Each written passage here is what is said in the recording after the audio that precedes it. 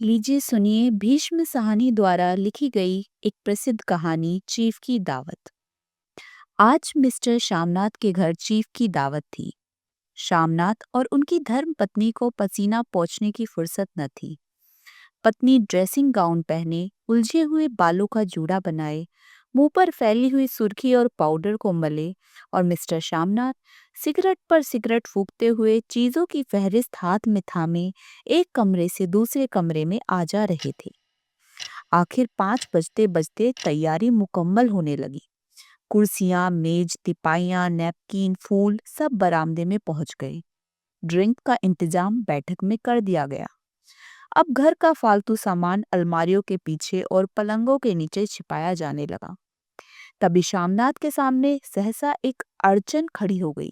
माँ का क्या होगा? इस बात की ओर न उसका और न उनकी कुशल गृहिणी का ध्यान गया था। मिस्टर श्यामनाथ श्रीमती की ओर घूमकर अंग्रेजी में बोले, माँ का क्या होगा? श्रीमती काम करते करते ठहर गई और थोड़ी देर तक सोचने के बाद बोली, इन्हें पिछवाड़े इनकी सहेली के घर भेज दो। रात भर बेशक वहीं रहे, कल आ जाए। श्यामनाथ सिगरेट मुंह में रखे सिकुड़ी आंखों से श्रीमती की चेहरे की ओर देखते हुए पल भर सोचते रहे।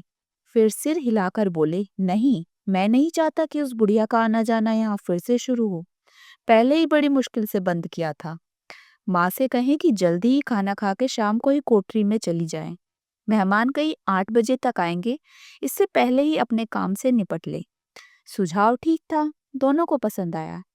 मगर फिर सहसा श्रीमती बोल उठी, जो वह सो गई और नींद में खर्राटे लेने लगी तो साथ ही में तो बरामदा है, लोग यहाँ खाना खाएंगे, तो इन्हें कह देंगे कि अंदर से दरवाजा बंद कर ले।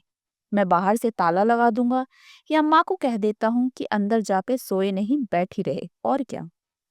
और जो सो गई तो डिनर का क्या मालूम कब तक चले, 11 बजते बजते तो तुम ड्रिंक ही करते रहते हो।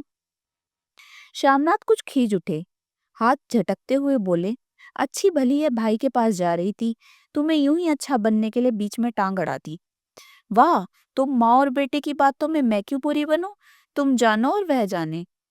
मिस्टर श्यामनाथ चुप रहे। यह मौका बहस का ना था, समस्या का हल ढूंढने का था। उन्होंने घूमकर माँ की कोठरी की ओर देखा। कोठरी का दरवाजा बरामदे में खुलता था। बरामदे की ओर देखते हुए झट से बोले, मैंने सोच लिया है, और उन्हीं कदमों से माँ की कोठरी के बाहर जा खड़े हुए। माँ दीवार के पास एक चौकी पर बैठी दुपट्टे से मुंह सर लपेटे माला जप रही थी। सुबह से तैयारी होती देखते हुए माँ का भी दिल धड़क रहा था। बेटे के अफसर का बड़ा साहब घर पर आ रहा था। सारा काम सुबीते से चल गया।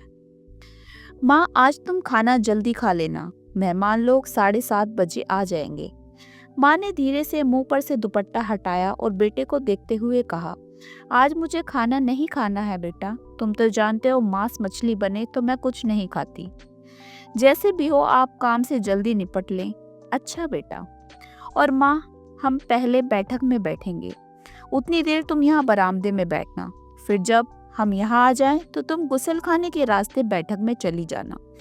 माँ अवाक बेटे का चेहरा देखने लगी, फिर धीरे से बोली, अच्छा बेटा। और माँ, आज जल्दी सो नहीं जाना, तुम्हारे खर्राटों की आवाज दूर तक आती है। माँ लज्जित सी आवाज में बोली, क्या करूँ बेटा, मेरे बस की बात नहीं है। जब से बीमारी से उठी हूँ नाक से सांस नहीं ले सकती। मिस्टर श्यामनाथ ने इंतजाम तो कर दिया, फिर भी उनकी उधेड़बुन खत्म नहीं हुई। जो चीफ अचानक उधर आ निकला तो 8-10 मेहमान होंगे, देसी अफसर, उनकी स्त्रियां होंगी, कोई भी गुसल खाने की तरफ जा सकता है। शोभ और क्रोध में वह जुझलाने लगा। एक कुर्सी को उठाकर बरामदे में कोठरी के बाहर रखते हुए बोला, आओ माँ, इस पर जरा बैठो तो। माँ माला संभालती पल्ला ठीक करती हुई उठी और धीरे से कुर्सी पर आकर बैठ गई। यूं नहीं माँ, टांगे ऊपर चढ़ाकर नहीं बैठते, यह खाट नहीं है। माँ ने टांगे नीचे उतार ली। और खुदा के वास्ते नंगे पैर नहीं घूमना, ना ही वह खड़ाऊ पहनकर सबके सामने आना। किसी दिन तुम्हारी यह खड़ा उठाकर मैं बाहर फेंक दूंगा। माँ चुप रही। कपड़े कौन से पहनोगी माँ? जो है वही पहनूंगी बेटा, जो कहो पहन लूं। मिस्टर श्यामनाथ सिगरेट मुंह में रखे फिर अधकुली आंखों से माँ की ओर देखने लगे और माँ के कपड़ों की सोचने लगे। श्यामनाथ हर बात में तरतीब चाहते थे। घर का सब संचालन अब उनके हाथों